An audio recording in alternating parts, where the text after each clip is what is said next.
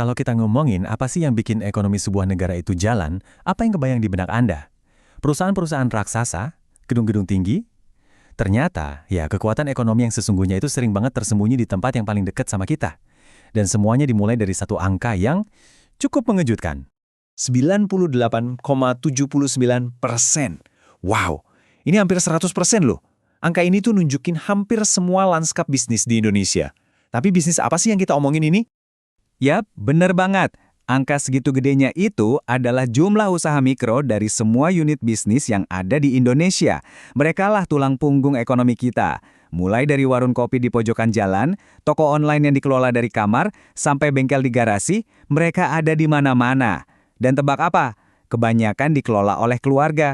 Dan jangan salah, kekuatan mereka ini bukan main-main.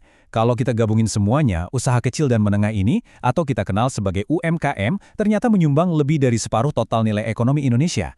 Bayangin aja, lebih dari 58% kue ekonomi nasional kita itu dibikin sama mereka. Nah, ini dia intinya. Sebagian besar dari bisnis-bisnis ini adalah perusahaan keluarga. Disinilah ikatan darah ketemu sama laporan keuangan, di mana acara makan malam keluarga bisa tiba-tiba berubah jadi rapat direksi. Selamat datang di dunia firma keluarga yang, ya, rumit sekaligus menarik.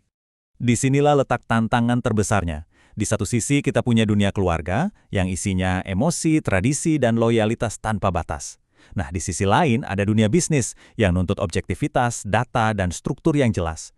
Menyeimbangkan dua dunia yang beda banget ini, wah, itu seni yang paling susah dikuasai. Kutipan ini nih pas banget ngegambarin masalahnya.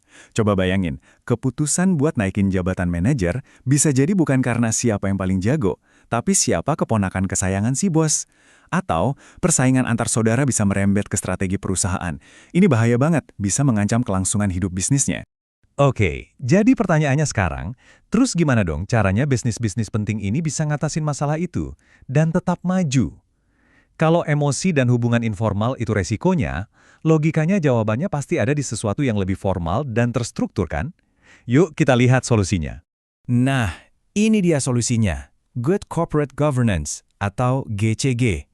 Gampangnya, anggap aja ini kayak buku aturan atau sistem operasi buat perusahaan yang sehat. Ini adalah kerangka kerja yang dibikin untuk menyeimbangkan kepentingan banyak pihak dan mastiin perusahaan tetap di jalur yang benar. Di Indonesia, prinsip-prinsip GCG ini diringkas dalam akronim yang gampang diingat. Tarif. Transparansi, akuntabilitas, responsibilitas, independensi, dan kewajaran. Tiap prinsip ini tuh kayak pilar buat membangun bisnis yang kuat dan bisa dipercaya. Tentu aja ya, punya prinsip di atas kertas itu satu hal, tapi menerapkannya di dunia nyata itu cerita lain. Nah, untuk lihat gimana praktiknya di lapangan, ada sebuah penelitian menarik di Yogyakarta yang mengamati 60 bisnis keluarga. Pertanyaannya simple, seberapa baik mereka menerapkan prinsip-prinsip ini? Dan hasilnya menarik banget. Mereka tuh jago banget dalam hal responsibilitas. Bayar gaji karyawan tepat waktu itu udah pasti. Mereka juga cukup bagus dalam kewajaran, jadi nggak semua posisi diisi sama keluarga. Tapi, coba deh lihat skor untuk akuntabilitas. Nah, ini dia masalahnya. Batas antara siapa pemilik dan siapa manajer itu masih kabur banget. Dengan kata lain, mereka jago jadi bos yang baik, tapi masih kesulitan membangun organisasi yang profesional. Hal ini membawa kita ke pertanyaan yang lebih dalam nih.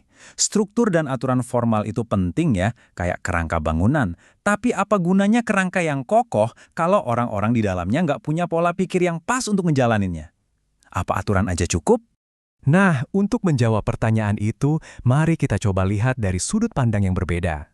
Ada seorang pengusaha, Narendra Kiemas, yang berpendapat bahwa di balik semua aturan dan struktur, ada sesuatu yang jauh lebih fundamental, yaitu pola pikir atau mindset si pengusaha itu sendiri. Poin pertamanya adalah tentang jadi diri sendiri. Maksudnya, jangan mulai bisnis cuma karena lagi tren. Kalau jagonya di dapur, ya bangun bisnis kuliner. Energi dan ketahanan Anda itu bakal datang dari ngerjain sesuatu yang benar-benar Anda kuasai dan sukai. Kedua, jangan cuma asal tiru sistem manajemen orang lain. Setiap pemimpin itu punya cara main yang beda. Kuncinya adalah menciptakan sistem yang terasa pas buat Anda dan karakter bisnis Anda, bukan maksain pakai template yang sebenarnya nggak cocok. Ketiga, mental harus kuat.